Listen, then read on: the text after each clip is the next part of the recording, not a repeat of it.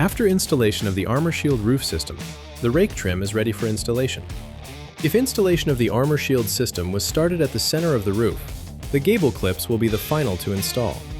If starting at the gable edge, install clips and panels as shown in this video, and return to install the rake trim once the panels have been fixed in position.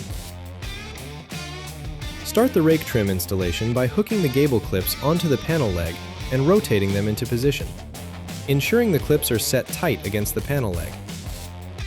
Gable clips should be spaced a maximum of 24 inches on center, with a minimum of 2 fasteners per clip. Attach the self-adhering foam closure to the inside of the panel leg within the gable clips, extending the foam the full length of the panel.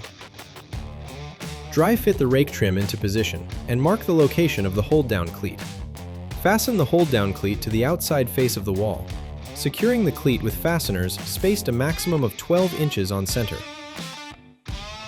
Hook the rake trim over the inside edge of the gable clips and rotate over the edge of the roof, leaving enough overhang at the edge of the roof for detailing of the end cap.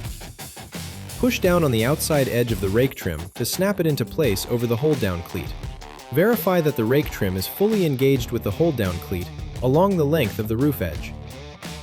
To lock the trim into place, fasten the rake trim to the inside of each gable clip using number 44 1/8 inch rivet or grommeted fastener.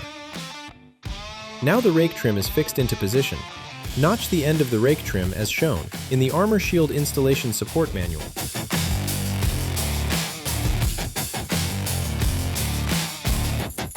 Leave a minimum 1-inch gap between the end of the panel and the rake trim cap. This is necessary to allow for the thermal expansion of the roof system. Fold the outside edge inwards 90 degrees, followed by bending the top leg down. Secure the cap with rivets to complete the weather-tight seal. Garland, partners for the life of your building.